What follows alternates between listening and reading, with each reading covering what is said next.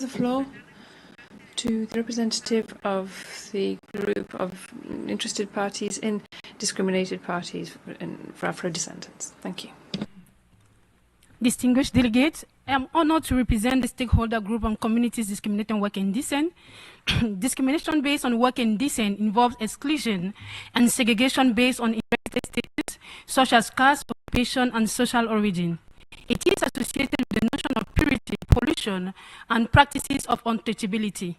This system of discrimination forces communities to do such work that is deemed as dirty, and indecent work is often imposed to them through force or aggression.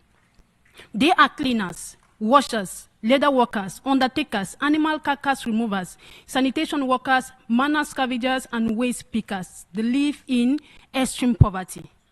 Discrimination based on work and decent is a violation to human rights. It is a major obstacle to development, affecting more than 270 million people across all regions.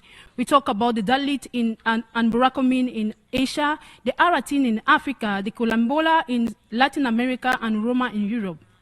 Success in achieving the 2030 agenda and leaving no one behind relies not only in meeting the needs of the specific challenges across the regions, but also in addressing the systems of discrimination that prevent access to essential services for the most excluded groups who live in these regions. We need to go beyond regions. We need to create a norm at the UN to address our issues.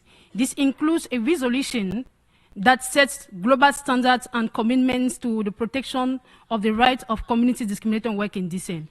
A regional mechanism must strengthen the participation of civil society at every level, from the development of the national policies to monitoring and implementation, right up to the political structures at the global levels. Regional and national level mechanisms must identify vulnerable groups based on regular disaggregated data and an in-depth stakeholder mapping, and allocate sufficient resources for those left furthest behind.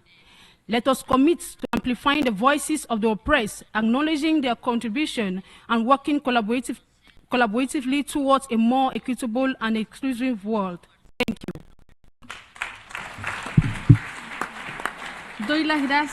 I thank the representative of the group of interested parties of communities discriminated against through work and descendancy. I now give the floor to the Executive Secretary for the Economic